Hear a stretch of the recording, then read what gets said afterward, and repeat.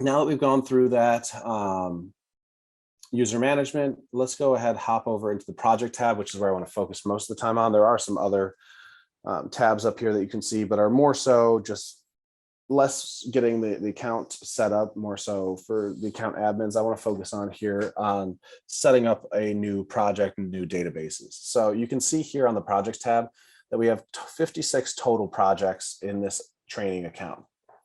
And we start off, I like to equate a project to a new case. And anytime you have a new case, as a best practice, I recommend creating a new project for that case and naming it as such, like the name of the case.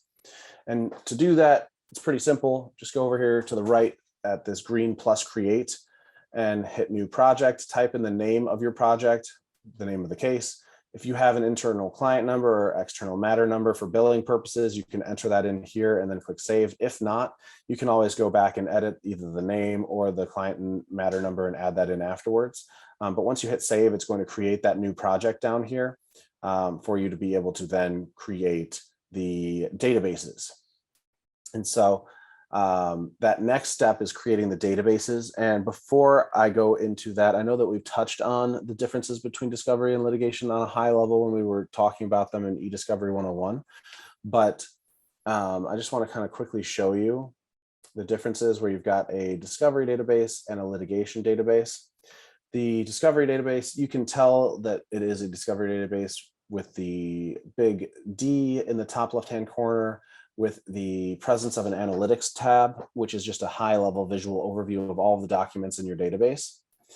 But this is, again, that pre-production. This is where you're going to be dumping all of those documents that you have in your collections, getting them uploaded, imported, and then you're going to start to cull down that information of documents, find what's responsive, what's privileged, what's not privileged, be able to bait stamp and produce all of those documents to the correct parties within the discovery database, which is why I like to kind of say that this is that pre-production. This is where we're going to be spending the majority of our time here today, is in the discovery suite. But the litigation database is got the top left, you got this L over here, and you've got deponents, proceedings, and so it looks a little bit different. It's more so about organization right away, and that's more so because the documents that are imported or exchanged over into this database should already have been reviewed for relevancy. And we know that these are the documents that we're using as we start to prepare for trial in that post-production phase. So we're going to be able to manage depositions, deponents, designate those transcripts. We're going to be able to create exhibits and exhibit stamp the exhibits, create exhibit binders and exhibit lists, witness binders, things like that. And we're also going to be able to present either in remote depositions, in proceedings, hearings, whether they are via Zoom or in person in court, as long as you have a stable Wi-Fi, MiFi connection. And again, this is more that post-production. So those are the two different kind of high-level use cases for discovery versus litigation databases. But I think that a best practice when creating them is to have for each project one discovery database and one litigation database. Where some people will make the mistake is creating multiple discovery databases, one per custodian for a case. And the reason that that's kind of a mistake is that you're not able to then search across the entirety of all of the documents. You have to run those searches individually in those databases. You want to have all of those documents in one database so you can search across the entire collection of data that you have for that case.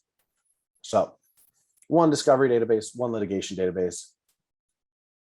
And if I wanted to create them, it's as simple as going into, let's find one that doesn't have any databases yet, this medical malpractice. If I click into this project, we can see no databases exist. It's kind of just a non-existent, it doesn't really, we've created the project, but there's nothing in it. We need to create the database by clicking to the right, clicking add discovery database or an add litigation database, and then go ahead and type in the name. So medical malpractice discovery database, and then hit submit. And it will create that new database that will look something like this, where it's blank and a blank discovery database, and it's prompting you to import files